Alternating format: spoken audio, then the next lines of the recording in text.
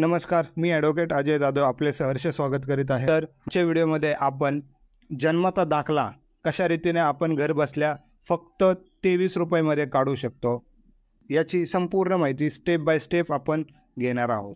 तर त्याला पाहूया आपण फक्त 23 रुपयामध्ये आपण जन्माचा दाखला कशा पद्धतीने काढू शकतो।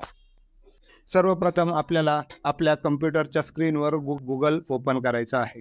ओपन केल्यानंतर आपल्याला असा काहीचा इंटरफेस दिसेल। त्यानंतर आपल्याला त्यावर सिम्पली आपले सरकार हे सर्च करायचं आहे। हे सर्च केल्यानंतर आपल्याला एक वेबसाईट पहिली जी वेबसाईट येईल आपलेसरकार.mahaonline.gov.in यावर आपल्याला क्लिक करायचं आहे।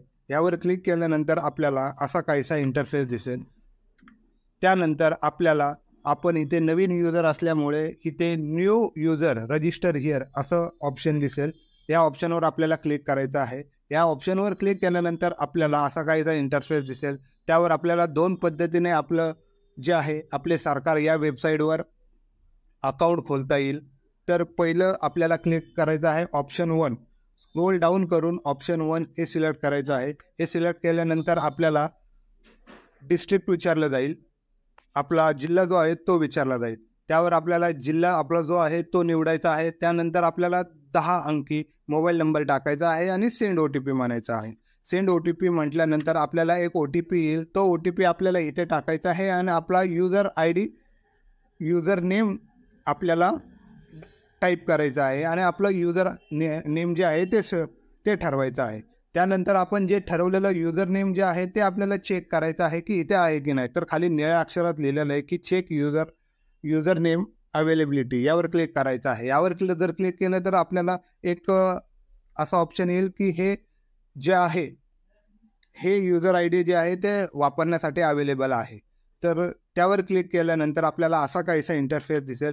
त्यानंतर आपल्याला पासवर्ड टाकायचा आहे। आपल्याला या अकाउंटसाठी कोणता पासवर्ड हवा आहे तो पासवर्ड आपल्याला इथे टाकायचा आहे। त्यानंतर आपल्याला सेम पासवर्ड कन्फर्म पासवर्ड या ठिकाणी टाकायचा आहे। त्यानंतर आपल्याला खाली आपलं पूर्ण नाव टाकायचं आहे इंग्लिशमध्ये। त्यानंतर पुढच्याच कॉलममध्ये आपल्याला ते ऑटोमॅटिकली मराठीत येईल। जर नाही आलं तर आपल्याला मराठीत देखील इथे टाकायचं आहे। त्यानंतर आपल्याला आपली जन्मतारीख टाकायची आहे। जन्मतारीख टाकल्यानंतर आपल्याला एज टाकायचं आहे। एज टाकल्यानंतर आपल्याला इथे एक डिक्लेरेशन विचारलं जाईल। त्यावर आपल्याला एक्सेप्ट म्हणायचं आहे आणि रजिस्टर करायचं आहे। रजिस्टर केल्यानंतर आपला अकाउंट जे आहे आपले सरकार या पोर्टलवर रजिस्टर झालेलं असेल तर आपल्याला पुन्हा ही जी वेबसाईट जी आहे ती होम पेजवर आणून सोडेल।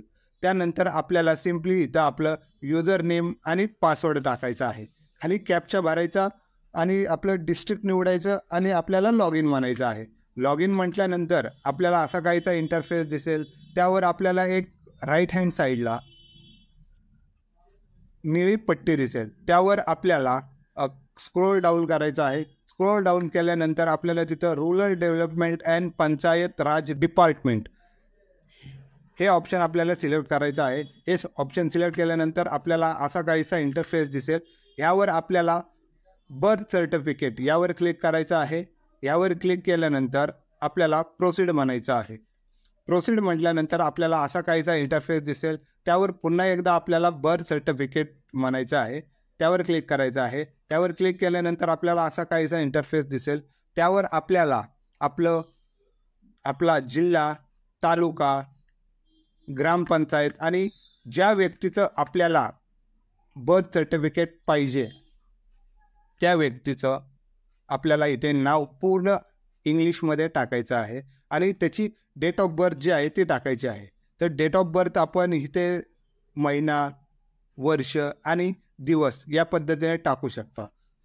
त्यानंतर आपल्याला इथे UID नंबर टाकायचा आहे। UID नंबर म्हणजे आपला आधार नंबर जो आहे तो टाकायचा आहे। आधार जर असेल त्याचं तर चांगली गोष्ट टाकून द्यायचं, जर नसेल तर ते नाही टाकलं तरी चालून जातं। मग त्यानंतर आपल्याला अप्लाय करायचं आहे। अप्लाय केल्यानंतर आपल्याला असा काहीचा इंटरफेस दिसेल। त्यावर आपल्याला एक ॲप्लिकेशन ID नंबर येईल।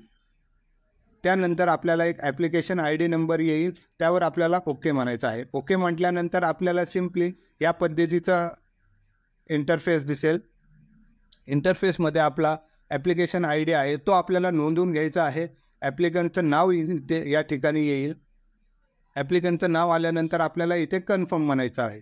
कन्फर्म म्हटल्यानंतर आपल्याला ही वेबसाईट जी आहे ती रिडायरेक्ट करून आपल्याला पेमेंट करण्यासाठी घेऊन जाईल. त्यानंतर आपल्याला इथे 4 प्रकारे आपण पेमेंट करू शकता. एक वॉलेट थ्रू करू शकता, त्यानंतर आपण नेट बँकिंग थ्रू सुद्धा करू शकता आणि credit card, debit card through पण करू शकता, नाहीतर मग IMPS याद्वारे देखील करू शकता. तर आपल्याला त्यावर सिम्पली डेबिट कार्ड आणि क्रेडिट कार्ड यावर क्लिक करायचं आहे. यावर क्लिक केल्यानंतर आपल्याला असा काहीचा इंटरफेस दिसेल. त्यावर आपल्याला लेफ्ट हँड साईडला पे GOV गव्हर्नमेंटला पे करण्यासाठी एक ऑप्शन येईल. यावर आपल्याला क्लिक करायचं आहे. ह्यावर क्लिक केल्यानंतर आपल्याला असा काहीसा इंटरफेस दिसेल. त्यावर आपल्याला आपला ॲप्लिकेशन नंबर, आपलं नाव, आपण कशासाठी सर्व्हिस घेणार आहोत, बर्थ सर्टिफिकेटसाठी घेणार आहोत का दुसऱ्या कोणत्या ह्याच्यासाठी घेणार आहोत त्याची माहिती आपल्याला इथे येईल. त्यानंतर आपल्याला टोटल अमाऊंट जी आहे ती ₹23.60 भरायचे आहेत. तर प्रोसीड फॉर पेमेंट करायचं आहे. प्रोसीड फॉर पेमेंट केल्यानंतर आपल्याला असा काहीचा इंटरफेस दिसेल. त्यावर आपल्याला आपण कशा पद्धतीने पैसे भरणार आहोत त्याची माहिती येईल की आपण नेट बँकिंग थ्रू भरणार आहात तर यावर नेट बँकिंगवर क्लिक करायचं. क्रेडिट कार्ड, डेबिट कार्डने जर पैसे भरणार आहोत तर त्यावर क्लिक करायचं. आणि जर QR कोड, जर आपल्याला ऑनलाईन बँकिंग करत असाल, QR कोड हवा असेल तर आपण QR कोडने देखील आपण भरू शकतो. तर त्या QR कोडवर आपल्याला क्लिक करायचं आहे. QR कोडवर क्लिक केल्यानंतर आपल्याला असा काहीचा इंटरफेस दिसेल. त्यावर आपल्याला सिलेक्ट QR यावर जाऊन भीम UPI यावर क्लिक करायचं आहे. भीम UPI वर क्लिक केल्यानंतर आपल्याला मेक पेमेंट ऑफ ₹23.60 येतील. त्यावर आपल्याला क्लिक करायचं आहे. त्यावर क्लिक केल्यानंतर आपल्याला एक QR कोड दिसेल. तो QR कोड आपल्याला 5 मिनिटाच्या आतमध्ये आपल्याला पेमेंट करायचं आहे. जर पेमेंट 5 मिनिटाच्या आतमध्ये झालं नाही तर ही जी लिंक आहे ती एक्सपायर होईल आणि आपल्याला पुन्हा नव्याने पहिल्यापासून सुरुवात करावी लागेल. तर आपल्याला 5 मिनिटामध्ये हे पैसे भरायचे आहेत. पैसे भरल्यानंतर ॲप्लिकेशन जे आहे ते नोंदवलं गेलं आहे. ज्या दिवशी आपण ॲप्लिकेशन नोंदवाल त्या दिवसापासून आपल्याला 5 दिवसाच्या आतमध्ये आपल्याला जन्माचा दाखला जो आहे तो मिळणार आहे. त्यानंतर आपल्याला पुन्हा होमपेजवर जायचं आहे. होमपेजवर गेल्यानंतर आपल्याला हिस्ट्री दिसेल, आपलं ॲप्लिकेशन ID दिसेल वर डॅशबोर्डवर ह्या पद्धतीचा इंटरफेस दिसेल. त्यावर आपलं ॲप्लिकेशन ID, आपलं सर्व्हिस नेम, पेमेंट आपण कधी केली त्याची तारीख येईल. त्यानंतर पेमेंटची रिसिप्ट देखील इथे येईल आणि आपल्याला स्क्रोल राईट हँड साईडला केला तर आपल्याला आपलं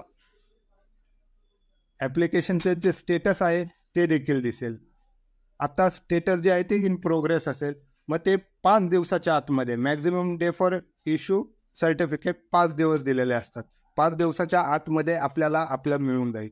आणि आपले सरकार ह्या वेबसाईटद्वारे जर आपल्याला जन्माचा दाखला काढायचा असेल तर तो जन्माचा दाखला ह्याच्या अगोदर आपला नोंद असायला हवा. जर आपला ग्रामपंचायतीमध्ये जर आपल्या ग्रामपंचायतीमध्ये जर आपला जन्माचा दाखला नोंद असेल तरच या ठिकाणी आपल्याला जन्माचा दाखला मिळणार आहे. जर आपला जन्माची नोंद जी आहे ती ग्रामपंचायतीमध्ये नसेल तर आपल्याला हा दाखला मिळणार नाही. ही नोंद सर्वांनी घ्यायची. मित्रांनो, अशा प्रकारे आपण घर बसल्या जन्माचा दाखला जो आहे तो काढू शकता. तर ही व्हिडिओ कशी वाटली मला कमेंट बॉक्समध्ये नक्की कळवा. जर आपल्याला ही व्हिडिओ आवडली असेल तर लाईक करा, चॅनलला सबस्क्राईब करा आणि तुमच्या जवळच्या नातेवाईकांना, मित्रमंडळीला पाठवून त्यांना जन्माचा दाखला काढण्यास मदत करा. धन्यवाद.